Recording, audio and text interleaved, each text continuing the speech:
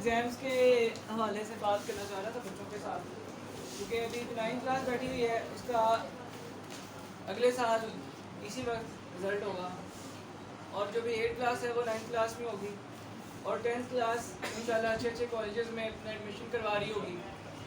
ठीक है ना, ऐसे ही होगा ना, ज़िंदगी ऐसी प्रोसीड करती है। 10th का रिज़ल्ट पहले आ चुका होता है, फिर 9th वालों का आ रहा होता है, फिर 8th वाले 9th में आ रहे होते हैं। तो ज़िंदगी इसी तरह से चल रही होती है और आगे बढ़ रही होती है।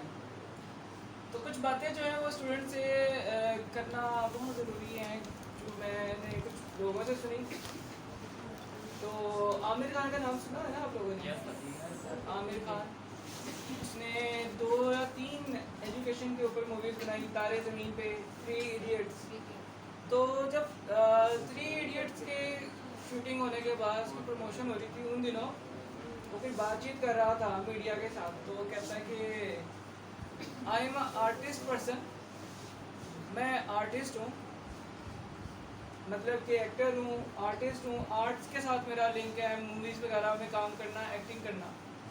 तो एजुकेशन मेरी कोर फील्ड नहीं है, लेकिन एजुकेशन के ऊपर मैंने वीडियोस जब बनाई हैं तो मुझे 2-3 चीज़ों का देखने का, सीखने का मौका मिला।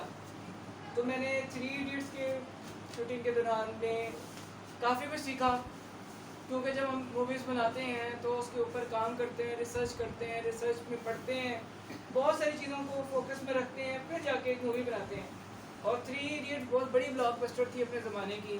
300 करोड़ का उसने बेंचमार्क मुकम्मल किया लोगों के अंदर, बच्चों के अंदर नहीं, बड़ों के अंदर, प्रोफेसर्स के अंदर, एजुकेशन से रिलेवेंट लोगों ने भी बहुत अप्रिशिएट किया। उन दिनों जब वो आई थी 3 इडियट्स, मेरा ख्याल है उस टाइम मैं FSC कर रहा था, फर्स्ट ईयर या सेकंड ईयर में था। तो जो हमारे प्रोफेसर्स थे, जो हमें पढ़ाते थे प्रोफेसर्स, वो भी अप्रिशिएट कर रहे थे कि हाँ बच्चों ये मूवी तो अच्छी है। मतलब ऐसा बंदा जिन्होंने कभी मूवी ना देखी हो, तो वो भी मूवी उन्होंने देखी या उसके कुछ क्लिप्स देखे और उन्होंने अप्रिशिएट किया कि बात उसकी सही है। तो बातें ये हो रही थी कि कहते हैं कि जो हमारा बच्चा होता है शुरू दिन से, जब हम स्कूल में दाखिल करवाते हैं, एक दौड़ शुरू हो जाती है, कि बच्चे की दौड़ शुरू हो जाती है। रिज़ल्ट आता है तो पूछा जाता है जी आपकी कौन सी पोजीशन आई है बेटा? बेटा कहता है सेकंड। फर्स्ट क्यों नहीं आए? सेकंड ही आए हो। फर्स्ट कौन आ गया है? तुमसे आगे कौन निकल गया है? और कोई 10th पोजीशन में हो, 15th पोजीशन में हो, उसकी तो अच्छी खासी खींचातानी हो जाएगी और उसको ऐसा लगना शुरू हो जाएगा कि वो तो किसी काम का ही बच्चा नहीं है। 15वीं पोजीशन में आ गया है, सब क्लास में उससे लास्ट पोजीशन उसकी है। तो कामयाब तो वही है जो फर्स्ट पोजीशन पे आया है। घर वाले, मामू, चाचा, दादा, नाना, अब्बू, अम्मी, सब उसको इसी चक्कर में आप फर्स्ट क्यों नहीं आए? सेकंड वाले पे भी मुतमईन नहीं है, सेकंड आया ना उसमें भी मुतमईन नहीं है लोग। थर्ड वाले का क्या है पूछना, और 10th वाले का। अब देखिएगा हर बच्चा स्पेशल होता है, हर बच्चा स्पेशल होता है। ज़रूरी नहीं है कि वो टेस्ट में ही स्पेशल हो, पेपर में वो बच्चा अच्छा परफॉर्म करेगा जिसका रट्टा अच्छा है। दुनिया के जहाँ जितने मर्जी पेपर आप ले लें, अच्छे से अच्छे स्कूल्स के ले लें या बुरे से बुरे स्कूल्स के ले लें, कुछ चीज़ें उसके अंदर कॉमन है। जिनका रट्टा अच्छा है, जो पेपर के अंदर अपनी जहानत छाप सकते हैं, उनके नंबर ज़्यादा आते हैं। ठीक है, जो सिर्फ पेपर के अंदर, क्योंकि पेपर एक डायमेंशन है, एक पूरी ज़िंदगी नहीं है। पेपर में जब बैठते हैं, पेपर में आपने 2D के अंदर एक चीज़ लिखनी होती है और एग्जामिनर ने चेक करना होता है। ना उसने आपकी पर्सनैलिटी देखी, ना उसने आपकी शक्ल सूरत देखी, ना आपके अंदर मौजूद और क्वालिटीज़ को उसने जज किया। सिर्फ करिकुलम को जज किया, देखा कि आपका रट्टा कितना अच्छा है, राइटिंग कितनी अच्छी है। इस बेसिस के ऊपर आपको उसने नंबर दे दिए और उन्हीं बेसिस के ऊपर आपकी फर्स्ट, सेकंड, थर्ड पोजीशन आ गई और पूरे महल्ले में, पूरे इलाके में वाह वाह हो गई। तो यही जो बच्चा वाह वाह लेता हुआ चल रहा है, हमेशा पेपर में नंबर आगे आने की दौड़ में लगा हुआ है, तो ये अगर आगे भी अपनी दौड़ को कंटिन्यू रखता है 90%, 98%, और ये दौड़ को बरकरार रखता है, तो एज ऑफ 2021 के अंदर जब वो यूनिवर्सिटी से फारिग हो जाएगा तो एक सेल्फिश इंसान बन चुका होता है। वो समझता है कि उसी की पोजीशन हमेशा फर्स्ट रहनी चाहिए। अब देखें दुनिया में और भी लोग हैं, बहुत से लोगों का फर्स्ट कभी कोई और भी फर्स्ट होगा, क्योंकि फर्स्ट की तो पोजीशन एक बंदे की है, एक बंदा ही फर्स्ट होगा। बाकी जो पूरी क्लास है तो क्या मतलब वो पूरी की पूरी दुनिया जो फारिग है जो सिर्फ फर्स्ट है वही दुनिया को चला रहे हैं? ऐसा नहीं है। कि एजुकेशन का जो पर्पस है हमारे माशरे के अंदर वो बहुत ज़्यादा ख़राब लिया जाना शुरू हुआ है। केजी में जो बच्चा होता है मुंह में चमचा रख के ऊपर लीमू रख के दौड़ लगवाई जाती है कि लीमू ना गिरे, ठीक है। उस दौड़ से लेकर एकेडमिक्स तक के दौड़ के अंदर यही पूछा जाता है फर्स्ट कौन है बेटा, कौन है फर्स्ट, तुम क्यों नहीं आए, तुम क्यों नहीं आए। तो हमेशा ये सुनता रहता तो उसकी ज़िंदगी में कान में एक ही बात गुजरती है कि जो फर्स्ट है वही कामयाब है, जो फर्स्ट है वही ज़िंदगी में कुछ कर सकता है, जो फर्स्ट आया है वही तो बच्चा है असल में, बाकी सारे तो फेलियर हैं, बाकी सारे तो ज़िंदगी में हारे हुए लोग हैं। तो ऐसा कुछ नहीं है। एक बच्चा जो हमारे लिहाज से एजुकेशनल होना चाहिए उसके अंदर कुछ ऐसी क्वालिटी होनी चाहिए कि वो पढ़ लिखने के बाद दूसरों की मदद कर सकता हो। एजुकेशन का पर्पस देखें ना, एजुकेशन का पर्पस क्या है कि वो अपने आने वाले लोगों को अच्छा पढ़ा सकता हो, अच्छा शहरी हो, उनको अपने आने वाले लोगों को अच्छा एजुकेट कर सकता हो, कानून को पाबंदी करता हो, एक अच्छी और गुड अर्निंग हलाल तरीके से कमा सकता हो और अपने वतन और अपने मजहब के साथ मुखलिस हो। यही क्वालिटीज़ है ना 3 4 5, यही क्वालिटीज़ जो हम हर बच्चे में देखना चाहते हैं। तो इसमें टॉप करना या इसमें फर्स्ट पोजीशन पे आने वाली बातें तो पीछे रह जाती हैं। ये फर्स्ट वाली पोजीशन है और नंबर की दौड़ की जो बात होती है इसमें क्या होता है, बच्चा सेल्फिश भी हो जाता है, कमज़ोर भी पड़ जाता है। जिसके 80% आया नंबर का वो बच्चा लायक नहीं है, जिसके 70% आया क्या वो बच्चा लायक नहीं है। क्या एक कागज़ का टुकड़ा डिसाइड करेगा कि आप कितने लायक हैं और कितने नालायक हैं? क्या एक कागज़ का टुकड़ा, एक डिग्री की पर्ची आपके हाथ में थमा दी जाएगी और वो डिसाइड करेगी कि आपकी क्वालिफिकेशन ये है और आपकी औकात ये है? क्या ये चीज़ डिसाइड करती है? नहीं, आपके अंदर की क्वालिटीज़, आपकी लर्निंग डिसाइड करती है। तो अब बात करें आमिर खान की, तो आमिर खान ने कहते हैं कि 3 इडियट्स मूवी आप सबने देखी है? सबने देखी है 3 इडियट्स मूवी? तो कहते हैं कि 3 इडियट्स मूवी की ना स्क्रीनिंग हो रही थी। 3 इडियट्स मूवी की स्क्रीनिंग जब मूवी रिलीज होने से पहले बहुत सारे लोगों को, जैसे आप बैठे हुए हैं, ऑडियंस को बिठा के मूवी दिखाई जाती है। कभी फैक्ट्री वर्कर्स को दिखाई जा रही है, कभी कॉलेज के प्रोफेसर्स को दिखाई जा रही है, कभी स्टूडेंट्स को दिखाई जा रही है। उनके रिव्यूज़ लिए जा रहे हैं कि आप क्या कहते हैं इस मूवी के बारे में। इसी तरह फैक्ट्री के वर्कर्स से कहते हैं, उन्होंने मुझसे क्वेश्चन किया मूवी देखने के बाद कि सर आपने सारी पढ़ाई की, ठीक है, लेकिन आप किसी और के नाम से पढ़ाई कर रहे थे, आप गरीब थे। आमिर खान का बेसिकली कैरेक्टर ऐसा था कि एक बहुत बड़ा जागीरदार था, वो अपने बेटे को इंजीनियर बनाना चाहता था।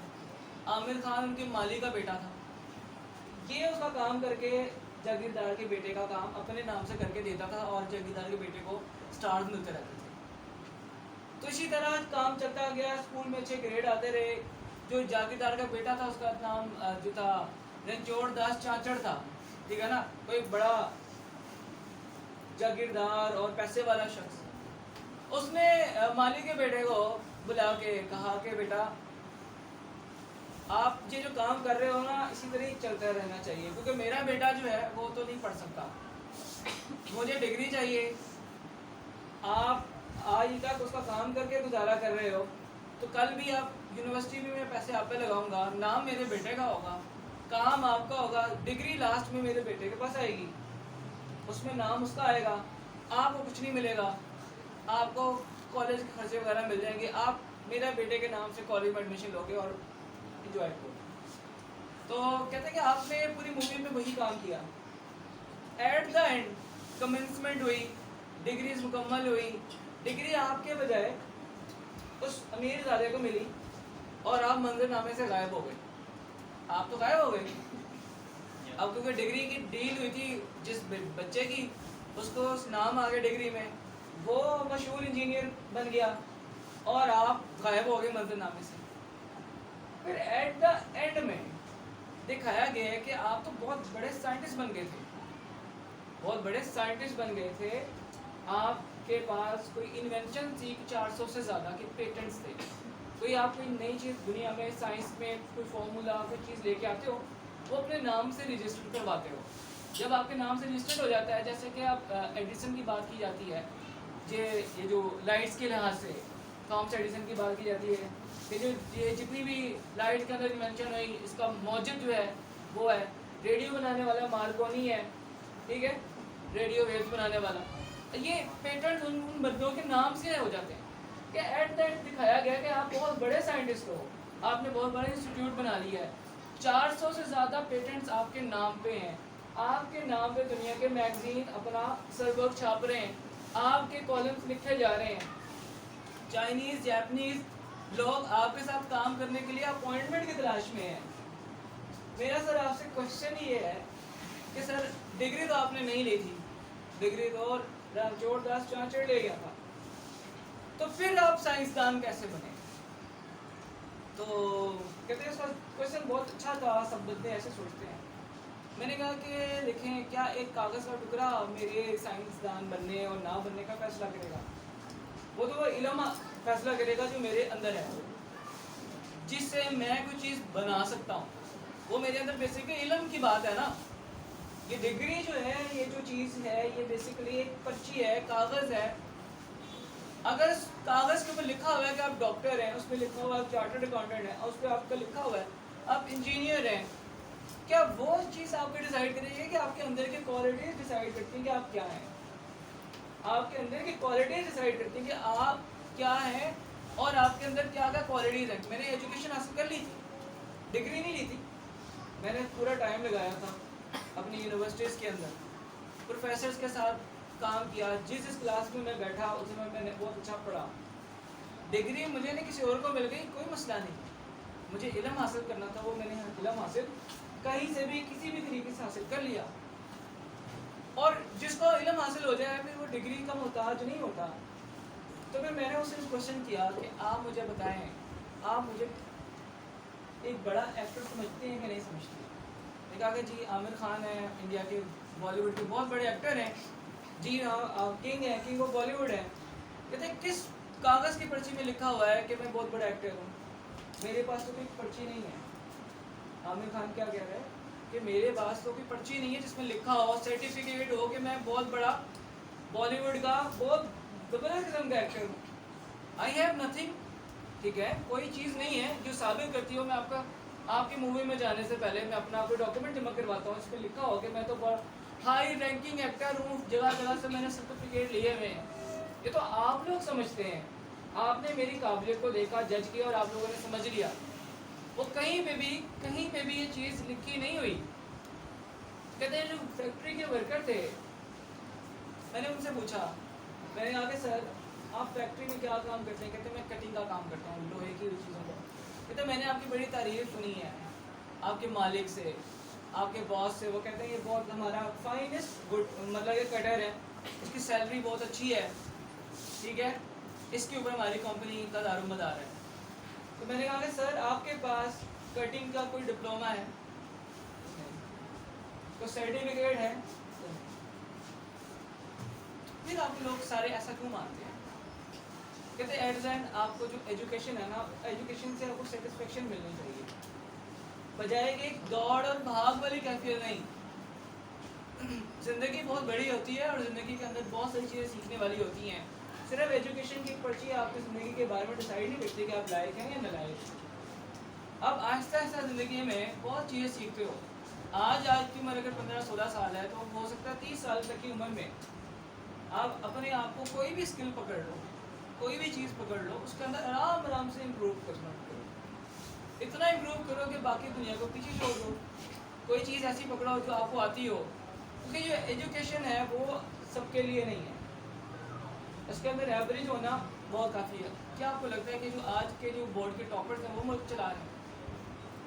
नहीं, इमरान खान का तो बोर्ड का टॉपर था जिसे वर्ल्ड कप 1992 में जितवाया था, नहीं तो वो टॉपर नहीं था, एवरेज पर्सन था, ऑक्सफोर्ड से उसने पढ़ा था, एवरेज पढ़ाई की थी, उसके अंदर करिश्मा था, वो लोगों को कन्विंस कर सकता था, अच्छी टीम बना सकता था, उसके साथ फाइट कर सकता था, वो अभी भी कर रहा है।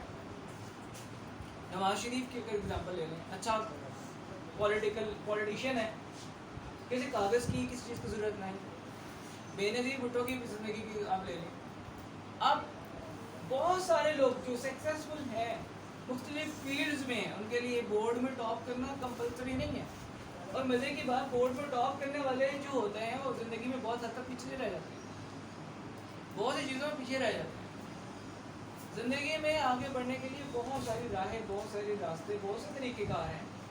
उनके अंदर अपने स्किल्स को तैयार करें। आप अच्छे टीचर हो सकते हैं, अच्छे आप बिजनेसमैन हो सकते हैं, आप अच्छा लिखने वाले हो सकते हैं, मोटिवेशनल स्पीकर हो सकते हैं, आप कोई अच्छा एम लेके कोई अच्छी एनजीओ रन कर सकते हैं, ठीक है, ग्लोबल वार्मिंग के इश्यूज़ के ऊपर काम कर सकते हैं, अपने मुल्क के लिए सफीर बन सकते हैं।